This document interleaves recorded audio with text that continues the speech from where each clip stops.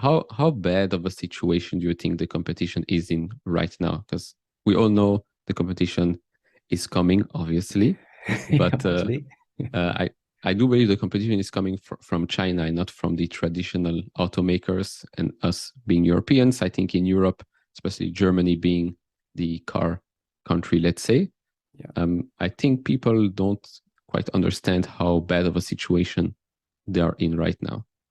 Yeah, for sure. I totally agree that the true competition is coming from China, and we see it play out right now, with the more affordable electric vehicles coming from China. We are not down on the very cheap ones yet.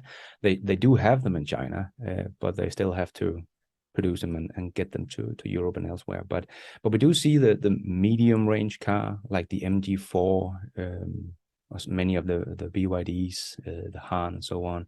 But I think the MG4 is actually a very good comparison to the Germans, because it's so much like the Volkswagen ID3, but it can pretty much beat the ID3 on every spec if you just look at the spec sheet, but it's $10,000 cheaper. So that's a big problem, if you ask me, for the European automakers.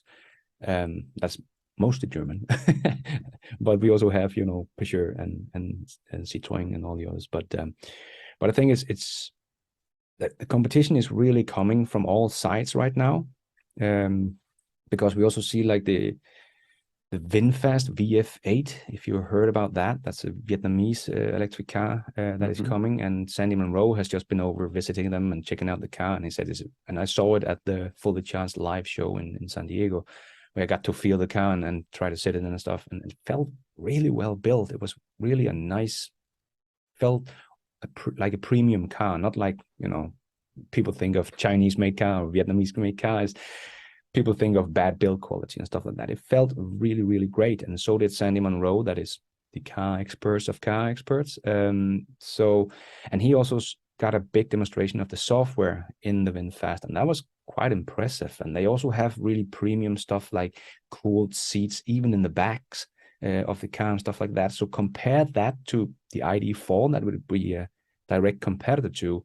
Again, it's cheaper, but it felt more premium than the ID4. I've also been test driving that. And the software, much better, I would say. And then it actually have stuff like the MG4 can also do vehicle to load and also have great software and stuff like that. So they can actually do a bit more than what the European automakers can do right now. And they are more affordable. And then you have Tesla on top of that, more attacking the premium car brands like BMW, Audi, and Mercedes with their Model Y that is being built in high volume right now. It was the best-selling car in Germany, electric vehicle in Germany for the first 8 months here. So, and now they're ramping up Berlin.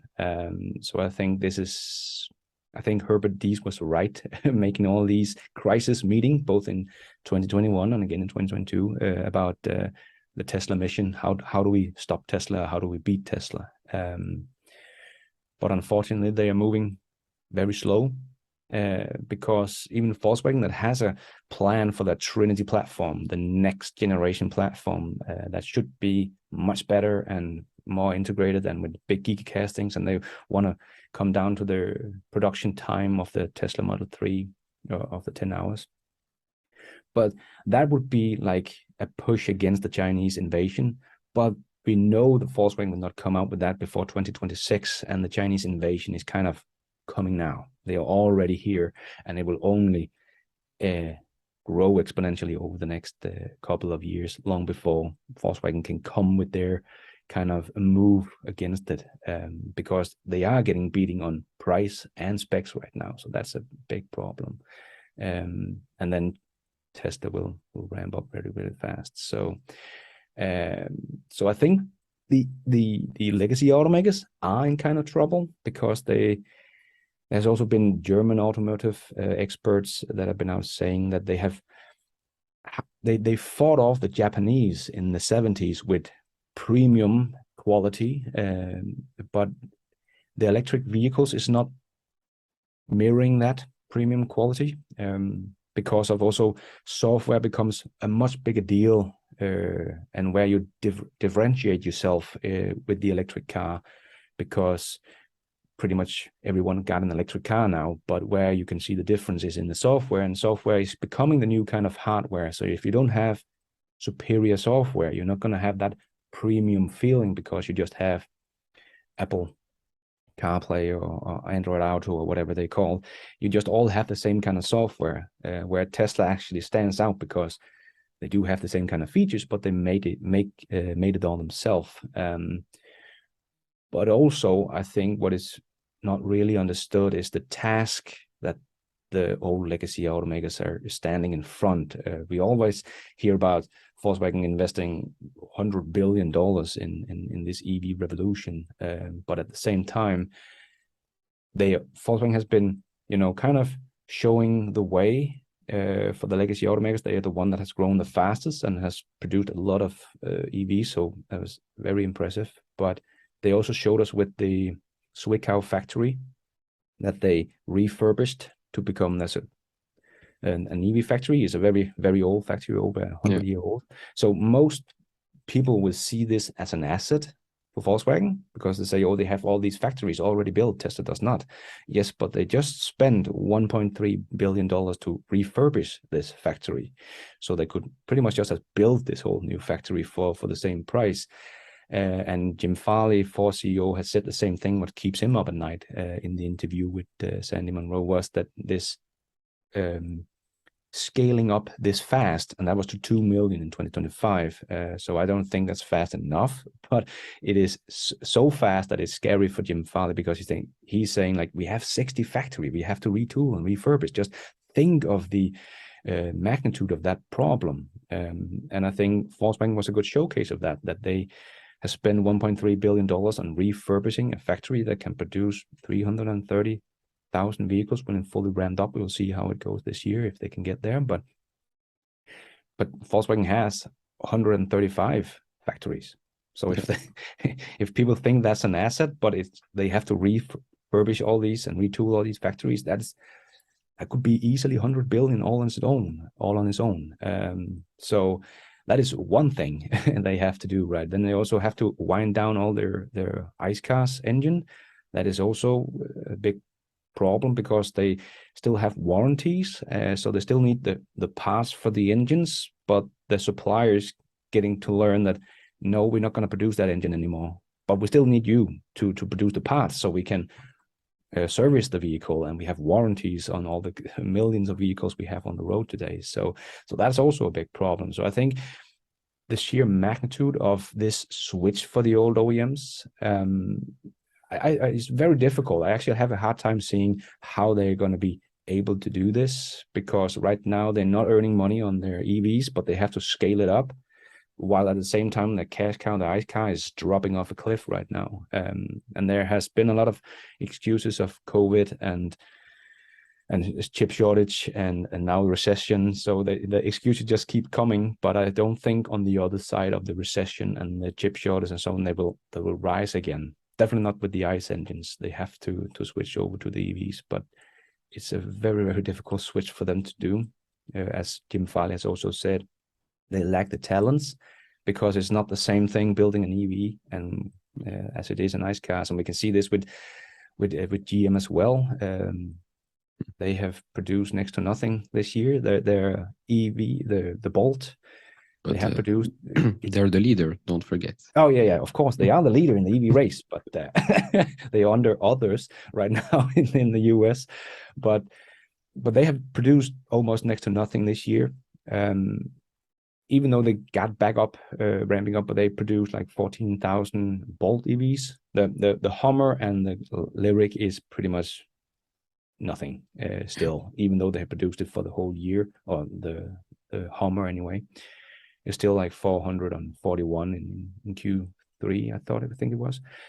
Or was that Q2? I can't remember. But anyway, it's a very small amount. And when we look at Berlin factory that has or the Shanghai factory that was shut down, because the Bolt, they did produce it in the end of, before the whole fire issue with the LG batteries. So this was pretty much just a ramp up of the early production of it. So it's not like a whole new car like the Hummer and the Lyric is. It's of course much more difficult for them to do, but they have been producing the Ball for many years, and this was just a refreshed or upgraded model that they had to stop, and now they're just ramping up again. But if we look at Shanghai, that had to stop in April completely and then ramp it up again. Well, 2 months later in June, they had a record month with 78,000 units produced. And that was in 1 month.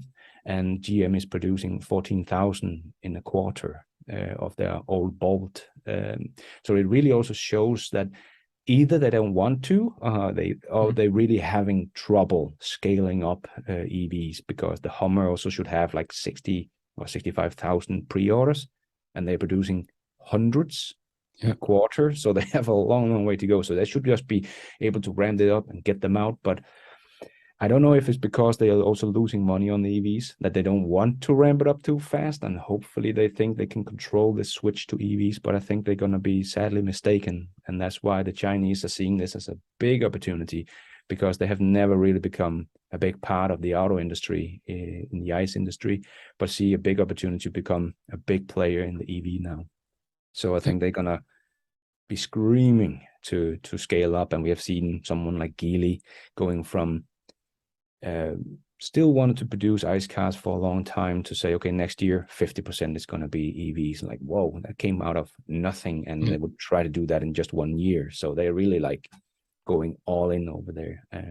So I think the sheer magnitude of making this switch, also because they are so big, and they kind of, you can also see it in their commercial, and because Ford is, they are all in on EVs, but they also like, but we are still investing in combustion engines, and it, because they're trying to please both sides of their business, because the EV business, they know this is the future, and they have to please everybody around the world to promote this, but they also have to please their existing customers with their ICE cars. So they also like standing on the edge of the knife here, trying to please all their customers, and then we have someone like BMW that is still want to make hydrogen cars and hybrids, and because, and I think that's just going to hurt them even more, because hydrogen is not cheap. Mercedes has kind of already said, we're not going to do it. It's too expensive. It will never work for passenger cars. So they have kind of dropped that idea after 30 years of investment and development in the hydrogen car. But it's just too expensive. And when you look at the science, it just doesn't make sense for an electric vehicle. And we can see the adoption of the EV is going so fast, and the hydrogen is pretty much non-existent. I think there's like 42,000 hydrogen vehicles in the road globally today. So they next to nothing.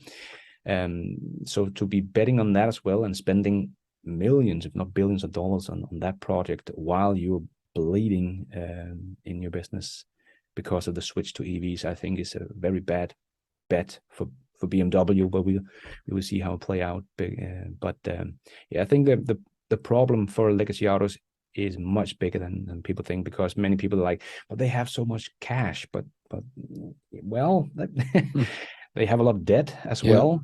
Volkswagen is the most debted company on the planet, and but many people are again saying, but that's in assets. Before they cut us out, I agree that it's a double-edged sword right now for legacy automakers, because yes, they want to go build more EVs and sell those, but on the other hand, if they stop selling ICE, well, they just crumble and they go bankrupt, because you can't do one and not the other right now. Yeah. But it's so difficult. It's very, very difficult. And that's why probably now more than ever, if you are a EV startup, let's say Rivian, for example, you have more chances of succeeding today than you would have if you were building ICE vehicles 10, 20 years ago, because again, from the ground up, just EVs. So it's, let's say, much easier. It's still very, very hard, but it's much easier.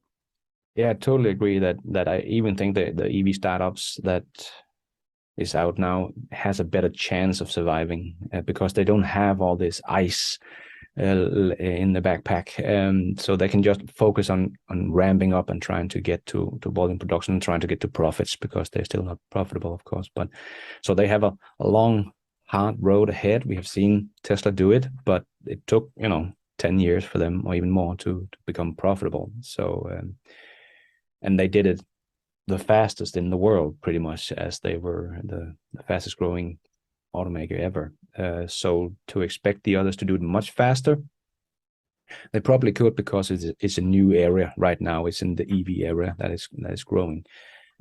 So yeah, I think they have a much better chance of surviving than the legacy automakers, with all their debt, and it's all the assets is all linked to the fossil fuel industry that is going to go away. So yeah, and I think because of even though they're ramping up fast, like Ford and GM and Volkswagen, they want to ramp up pretty fast, but they will still be, globally, Volkswagen is still aiming for 50% EVs in 2030.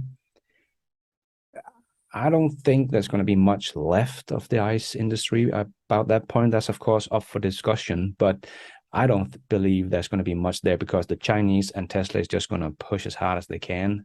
So if they are not producing them, well, we will just buy them from the Chinese and the Koreans and Tesla. And if we have an EV adoption of almost 100%, or let's just say 80 or 90% at that point, who are they going to sell those 50% of their business to? I just can't see that happening. So that's just going to be a complete drop of the ICE industry there that they're not ready for, in my opinion.